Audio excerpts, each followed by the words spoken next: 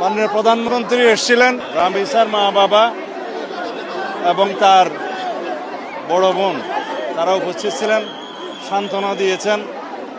আমরা আশ্বস্ত করেছি পুলিশ ডিপার্টমেন্ট দ্রুততার সাথে আসামিকে গ্রেপ্তার করতে সক্ষম হয়েছে এবং আসামি তার স্বীকারোক্তিমূলক জবানবন্দি 164 ধারায় 164 স্টেটমেন্ট যেটা বলি সেটা করেছে। এখন চার্জশিট দেওয়ার পালা। চার্জশিট দেওয়ার আগে এখন ডিএনএ টেস্টটা করতে হবে। ডিএনএ টেস্টের জন্য আমাদের সিআইডির ল্যাবে অলরেডি আদালতের অনুমতি নিয়ে টেস্টের কাজ চলছে। ডিএনএ টেস্টের নিয়ম হচ্ছে যে 48 ঘন্টা সময় লাগে, যেহেতু এটা বৈজ্ঞানিক বিষয়।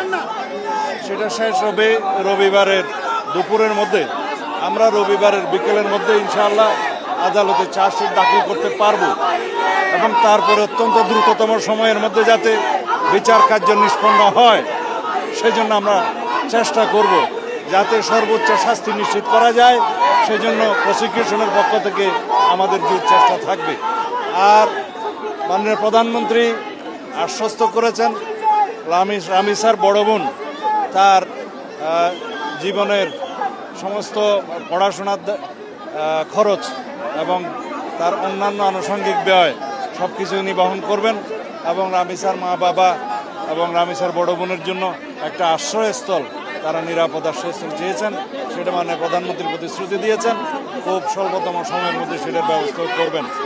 আমরা এইরকম ঘৃণ্যতম অপরাধের শিশু ধর্ষণ এবং হত্যা অথবা শুধুমাত্র শিশু ধর্ষণ যাই হোক, এই সমস্ত অপরাধের ক্ষেত্রে যাতে খুব দ্রুততার সাথে এবং সংক্ষিপ্ত সময়ে চার্জশিট দেওয়া যায় এবং বিচার কার্য সম্পন্ন করা যায়, সেই জন্য যদি আইনে আরও কিছু পরিবর্তন আনতে হয় সে বিষয়ে আইনমন্ত্রী এখানে আছে, তিনি আজকে কথা দিয়েছেন।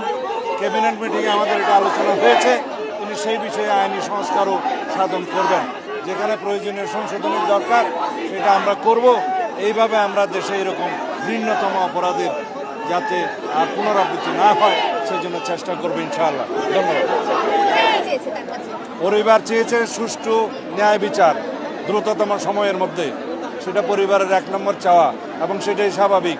তারপরে তার যে অন্য কন্যা সন্তান আছে তার নিরাপদে যাতে থাকতে পারে, পড়াশোনা করতে পারে, উন্নত জীবন পায়, সেই জন্য সহায়তা চেয়েছেন, সেটা মাননীয় প্রধানমন্ত্রী পরিবার বলেছেন যে এত দ্রুততম সময়ে এইভাবে গ্রেপ্তার হওয়া খুব নজিরবিহীন। তারা গ্রেপ্তার এবং আমাদের আইনি পদক্ষেপগুলোতে এখন পর্যন্ত তারা সন্তুষ্ট।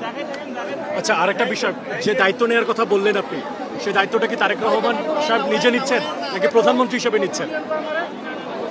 সরকারিভাবে প্রধানমন্ত্রী হওয়ার আগে থেকেই এরকম মানবিক কর্মকাণ্ড বহু করেছেন সারা দেশে, তিনি ব্যক্তিগতভাবে নিয়েছেন। আর প্রধানমন্ত্রীর তহবিল থেকে তো উনি সাহায্য দিতেই পারেন।